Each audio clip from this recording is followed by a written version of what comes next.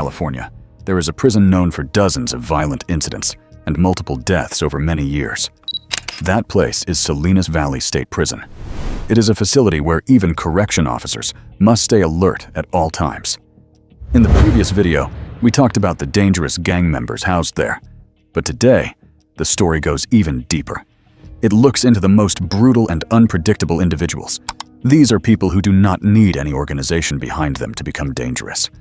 This is the top 10 most violent inmates ever held at Salinas Valley State Prison. Each one represents a different story and a different form of danger. Some continued to cause violent incidents even after being locked behind bars. If you enjoy real case files like this, hit like, subscribe, and comment the letters SVSP below. The most dangerous story begins right now. Number 10. Hans Reiser. On the morning of September 5, 2006, Oakland officers received a call from the Thornhill Drive area about a minivan left on a quiet slope. When they opened the vehicle, they found grocery bags untouched, a wallet still on the seat, and a phone with its battery removed, placed inside the door compartment. There were no signs of a struggle. No one was there. The owner of the vehicle, Nina Reiser, 31 years old, had simply disappeared. The last person who saw her was her former husband, Hans Reiser. He was a programmer once known in the tech community and was later held in several high-security facilities in the Soledad region, including Salinas Valley State Prison. After their divorce, Reiser became fixated on custody issues, money, and the fact that his former wife had begun rebuilding her life. According to court records, psychological evaluations described him as someone obsessed with control, unable to accept being replaced, and emotionally cold when he felt he was losing power. According to his later admission, on September 3, 2006, Nina brought their 2 children to Hans's mother's home for the usual exchange. A heated argument followed. He later admitted that he placed his hands on Nina's neck during that confrontation. From that moment on, she was never seen by anyone again. Right after the disappearance, Reiser's behavior drew the attention of investigators. Neighbors reported that a few nights later, he stood outside the driveway wearing a heavy coat in hot weather while spraying water on the concrete for nearly half an hour. Inside his vehicle, officers found the passenger seat removed, the carpet stripped, and the interior still damp, as if it had been cleaned in a hurry. He claimed he was only washing the car. Investigators did not find that explanation credible. Detectives collected forensic samples and searched Reiser's property. Even without a body, prosecutors said that a chain of unexplained actions was presented to the jury. When Reiser testified on his own behalf, his conflicting statements only strengthened the case against him. On April 28, 2008, a jury returned a guilty verdict for first-degree homicide. Facing the highest penalty, Reiser accepted a deal. He agreed to reveal Nina's burial site in exchange for reducing the charge to second-degree homicide. On July 7, 2008, he led officers into the Oakland Hills, where her remains were found. His final sentence was 15 years to life. Life in prison was not easy for him. Only a few months after he was incarcerated, he was attacked by other inmates and required medical care. In the years that followed, he was moved through several facilities, including the Soledad cluster that houses Salinas Valley State Prison. It is a location for some of California's most dangerous offenders, from a respected engineer to someone convicted of ending his wife's life and using her location as a bargaining chip. Hans Reiser represented a different form of cold brutality. It was a calculated detachment where a person could be erased simply for being outside his control. Number 9. Robert Piern. Around 4 in the morning on July 22, 1987, Los Angeles officers received a call about an unusual vehicle crash near Tuxford Street in the Sun Valley area. An older Cadillac had slammed into a utility pole on the roadside. When rescue crews opened the door, the smell of gasoline filled the air. In the driver's seat was a middle-aged woman who had lost her life. In the passenger seat was her 18-year-old daughter, severely injured, but still alive, and in extreme distress. They were Claire Piern and her daughter, Natasha. At first glance, everything looked like a traffic accident caused by loss of control or intoxication. But what investigators discovered later turned the scene into one of the most calculated situations they had encountered. The interior of the vehicle had been soaked in gasoline. Under the car, technicians found an explosive device attached to the fuel tank. It was a mechanism that could have turned the car into a massive fire, wiping out all evidence if it had ignited. The device did not go off, and that failure revealed everything. Just one day earlier, Natasha had told friends that her father, Robert Piern, had threatened her life. Piern was an engineer familiar with explosives. He was separated from Claire and preparing for a divorce. If the divorce went through, he would receive only a small portion of the assets. But if Claire died in an apparent accident, he could gain full insurance benefits and a fortune worth several $1,000,000. According to Natasha's later testimony and investigative files, the incident that night was not an accident. It was a sequence of actions set up in advance. It included control, coercion, and placing both victims inside a vehicle prepared beforehand. When the car crashed into the pole, Piern's plan was to create a violent event that would end everything and erase the truth. But Natasha survived. Her account destroyed the scenario her father had constructed. Piern was arrested soon after and brought to trial in a tense, lengthy proceeding. In the courtroom, he showed no remorse. Instead, he became aggressive, shouting, interrupting, and even charging toward a prosecutor in anger. Court officers had to restrain him immediately. When the verdict was delivered, he was handcuffed and gagged so the hearing could continue. He received a life sentence without parole for taking his wife's life and for attempting to take his daughter's life. Even after entering prison, his danger level did not stop. According to prosecutors, he tried to hire people from inside the facility to target his own daughter and her attorney. That plot resulted in additional sentences. He was later placed among the high-risk inmates in California's maximum security system, including Salinas Valley State Prison. That unit houses individuals considered beyond rehabilitation and consistently prone to violence. He died in custody in 2021.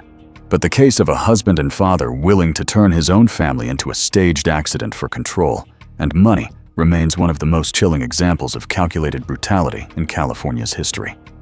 Number 8. Andrew Levi Hammond. Around 10 at night on September 28, 2020, the ShotSpotter system in Fresno detected a series of loud pops near Chestnut and Belmont. Officers arrived within minutes. On a dark and empty street, they found a vehicle sitting strangely still. Inside, 41-year-old Fernando Gonzalez was discovered in critical condition and later passed away at a local hospital. Before the incident, Gonzalez was said to have attended a prayer gathering with family. No one imagined that his drive home from a spiritual moment would end in tragedy. At first, this appeared to be a random shooting with no gang ties and no message. In reality, it became the starting point of a pattern that was quietly forming. The name investigators quickly focused on was Andrew Levi Hammond. He had prior convictions for vehicle theft and assault. Hammond was not well known. He was not a leader. He was not tied to any major criminal groups. His danger came from something else. It was an impulsive personality, quick to lose control, and extreme in his reactions. 2 years later, on the night of October 21st, 2022, Hammond became involved in a dispute with 47-year-old Stephen Rice. According to investigative records, the argument was over $20, a number so small that it felt absurd compared to the outcome. The fight escalated. Rice tried to get away and climbed over a neighbor's fence, but collapsed only minutes later. For investigators, this was no coincidence. It was the sign of someone willing to use violence when his ego was challenged. Only 12 days later, on November 2nd, 2022, officers were asked to conduct a welfare check at a home near North Anna Street. Inside, they found 39-year-old Brandon Munoz deceased. A witness in the area gave investigators one name directly. That name was Hammond. It became the final link that tied all three incidents together. Andrew Levi Hammond was arrested shortly afterward. When faced with the charges, he claimed every incident was self-defense. But the jury saw a different pattern. Prosecutors said the evidence pointed to violent acts triggered by anger and the smallest disputes. In 2024, Hammond received 3 life sentences without parole, along with 75 years to life for weapon-related enhancements. After sentencing, he was transferred to Salinas Valley State Prison. It is a facility that houses some of California's most volatile and difficult-to-manage inmates. The story of Andrew Levi Hammond is not about elaborate planning. It is about a man who allowed rage to lead the way. And once control disappeared, the consequences became irreversible. Number 7. Roy Charles Waller. One quiet night in the mid-1990s, Inside a Northern California apartment complex, a young woman closed her door, set her bag on a chair, and prepared to sleep. Everything looked normal, but in what should have been a safe space, an intruder slipped inside. By the time the victim realized another person was there, every escape route had already been controlled. That intruder was Roy Charles Waller, later known to investigators as the NorCal Rapist. For more than 15 years, from the early 1990s through 2006, Waller entered the homes of victims at night. He targeted women who were sleeping or going about their routines inside their own apartments. Once inside, he restrained the victims and carried out a series of severe offenses involving sexual assault and physical violence. He also searched the apartments, taking money and valuables as a method of complete control. In several cases, he forced victims to withdraw money at an ATM. In others, he stole personal items as trophies. There were incidents where he restrained 2 women at the same time inside a single home, turning their living space into a nightmare that lasted for hours. Waller's attacks stretched across at least 6 Northern California counties. They included Sonoma, Solano, Contra Costa, Yolo, Butte, and Sacramento. Many victims were young women living alone, people who believed a locked door could protect them from the outside world. His danger was not only the violence itself, it was the way he shattered the very idea of safety inside a person's own home. Ironically, during the daytime, Roy Charles Waller presented himself as a model citizen. He worked at the University of California, Berkeley, as a safety specialist for more than 2 decades. Someone tasked with protecting others was the same person spreading fear in the dark. In 2018, through genetic genealogy and family database analysis, investigators followed DNA leads that finally pointed to Waller. He was arrested on his way to work. During his 2020 trial, Waller was convicted of 46 counts. They included sexual assault, kidnapping, and unlawful entry. His final sentence was 897 years to life. It remains one of the heaviest penalties ever issued in California. After sentencing, Waller was placed in the state's high-security prison system. His name appears among inmates associated with facilities such as Salinas Valley State Prison. These are institutions reserved for individuals society cannot trust ever again. Number 6. Anthony Mcnite. On a late September morning in 1985, near downtown Oakland, residents found the body of a young woman behind an empty building. There had been no calls for help the night before. No witnesses. No suspect. Only a name entered into the file. She was 22-year-old Betty Stewart. 1 week later, another victim was found near an elementary school. Then another. Within a few months, Oakland was living under an invisible fear. The person behind that series of crimes was Anthony Mcnite. He was a former Navy serviceman who appeared to live a normal life with a wife and children. But behind that image was someone with a history of attacks against women from years earlier. Over time, he slipped into a pattern of violence that kept escalating. Beyond the victims who lost their lives, at least 5 other women survived encounters with Mcnite between late 1985 and early 1986. Some were found with severe injuries, but were still able to describe the attacker. They told officers he was cold, deliberate, and showed no hesitation when confronting them. From those descriptions, investigators narrowed their focus. On January 24, 1986, Anthony Mcnite was arrested. The following year, he was convicted of multiple counts, including kidnapping, sexual assault, and attempted homicide. He received a 63-year sentence and was sent to Salinas Valley State Prison, one of California's most violent facilities. But the story did not end there. More than a decade later, DNA technology advanced. Investigators compared Mcnite's DNA profile with several unsolved Oakland cases. The results revealed a disturbing truth. Mcnite had been linked to 5 homicides from 1985.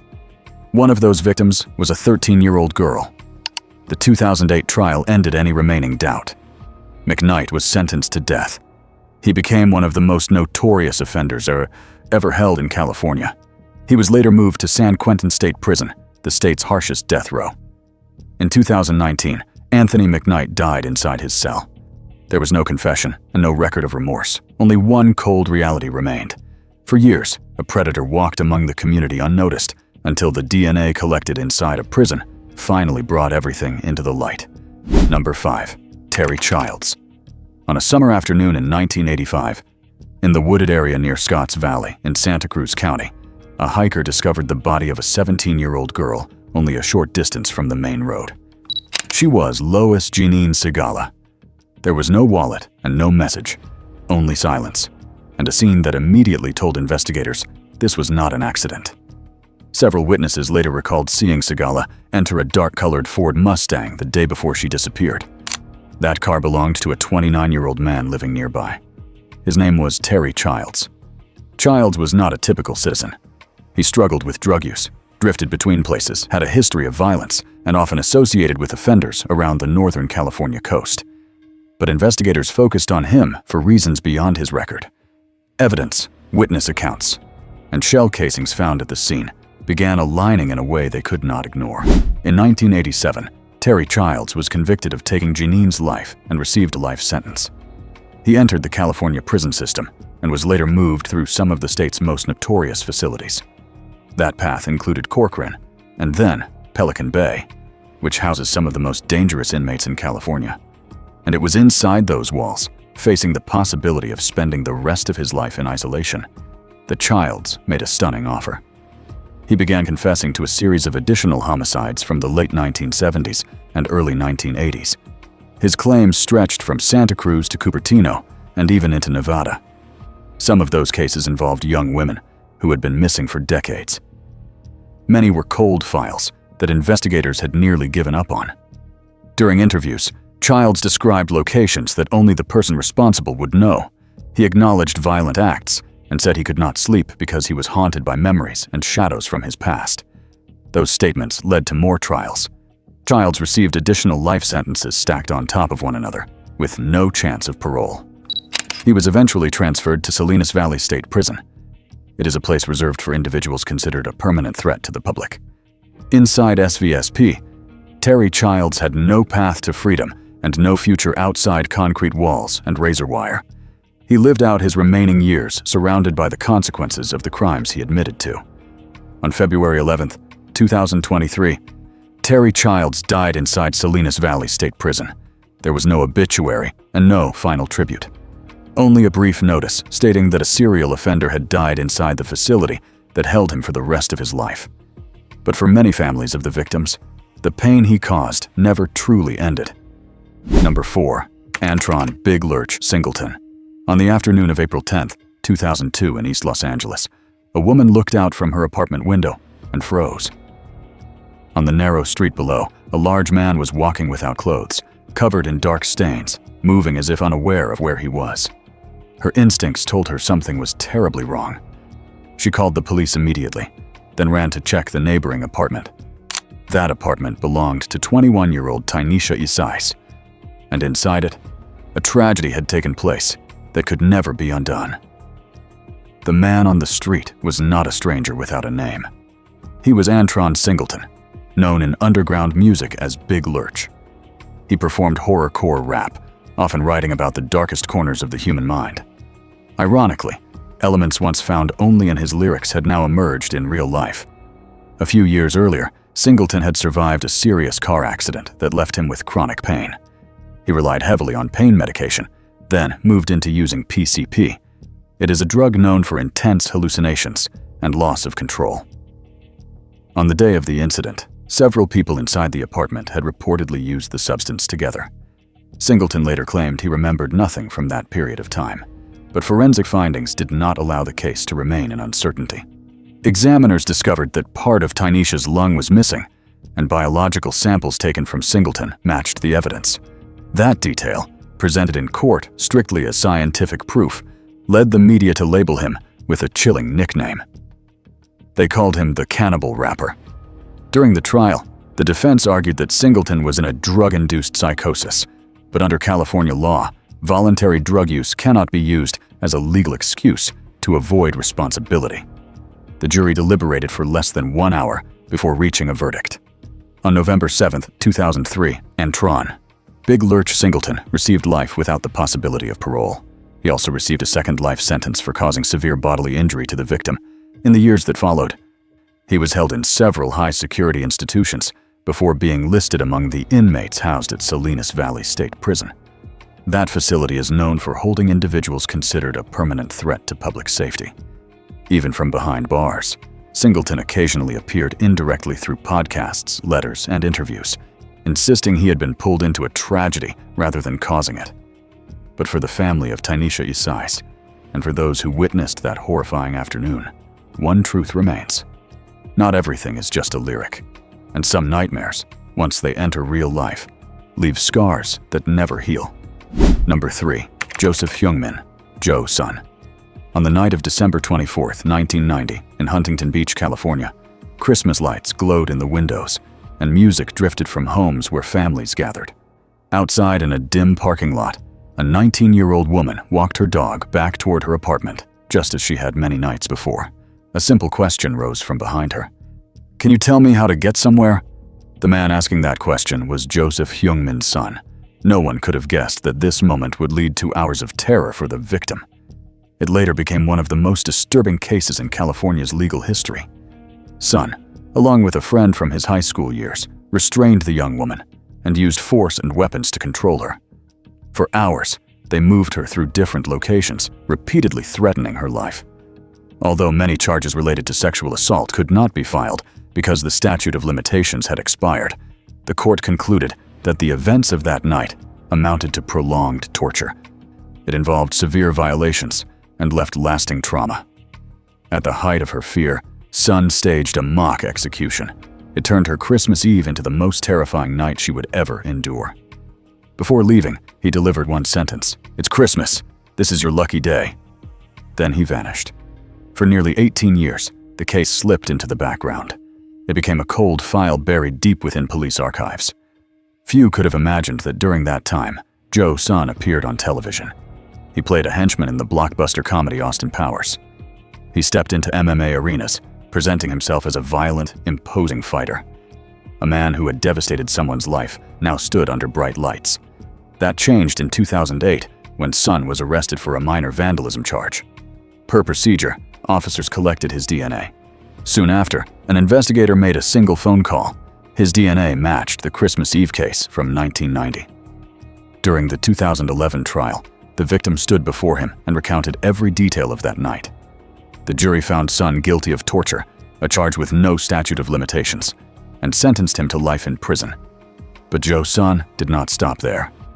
Only 1 month after entering the California prison system, while housed in the reception center at Wasco State Prison, his cellmate was found deceased. Forensic examiners determined the cause to be trauma from force. There were only 2 people in the cell: the victim and Joe's son. In 2017, he received an additional 27 years for killing his cellmate. That sentence was stacked onto his existing life term. For a period of time, Son was listed as an inmate at Salinas Valley State Prison. The facility houses people considered long-term threats to society. A man who once stood in the spotlight and appeared on screen now lives permanently behind concrete and steel. The story of Joe's son is a distorted paradox. Fame, sports, and entertainment could not erase the truth. On a distant Christmas Eve, he shattered another person's peace, and he never truly stopped afterward. Number 2. Moises Espinosa. On a February morning in 2011, officers entered a small apartment in Maywood in Los Angeles County and immediately sensed something was wrong. No voices, no movement, no sign of daily life. The only sound in the entire unit was the steady hum of a freezer in the kitchen. When they opened it for inspection, what they found inside transformed a routine welfare check into one of the most disturbing cases the area had ever seen. The resident of the apartment was 42-year-old Amelia Espinosa, the mother of 18-year-old Moises Espinosa, who lived with her. Tension between them had existed for years. Neighbors said Amelia seemed anxious whenever she spoke about her son. There were constant arguments, late nights when Moises returned home in an unstable mood, and an atmosphere that felt like something terrible was simply waiting for the right moment. According to forensic findings, Amelia had lost her life several days earlier. After the incident, Moises did not flee. He stayed inside the apartment and tried to hide what happened.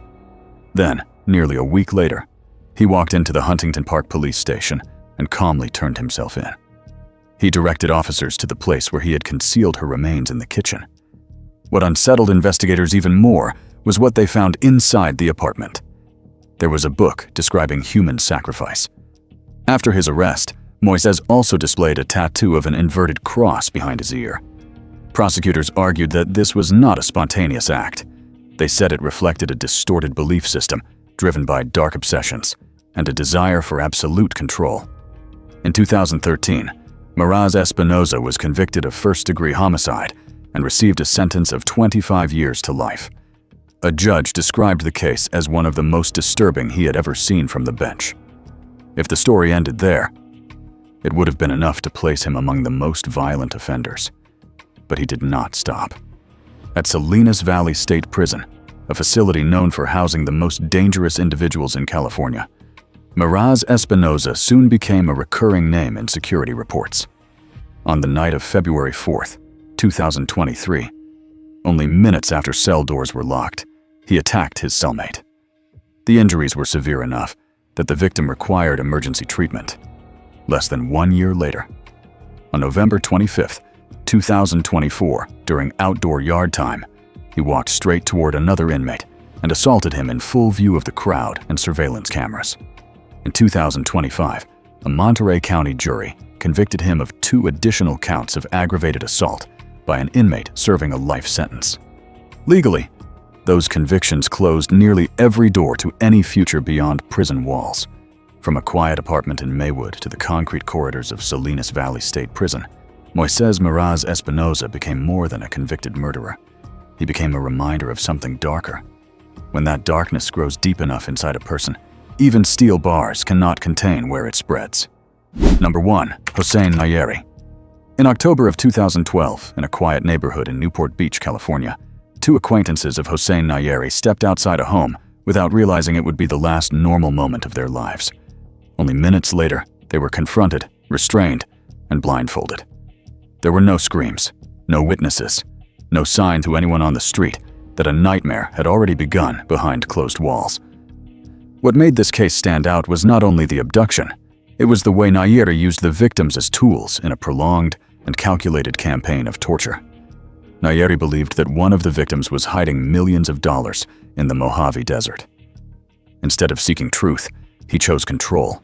He forced obedience. He demanded answers, true or imagined, driven by his fixation on power. The victims were taken dozens of miles into a remote desert area. There, they faced not only physical danger, but a complete loss of dignity and humanity.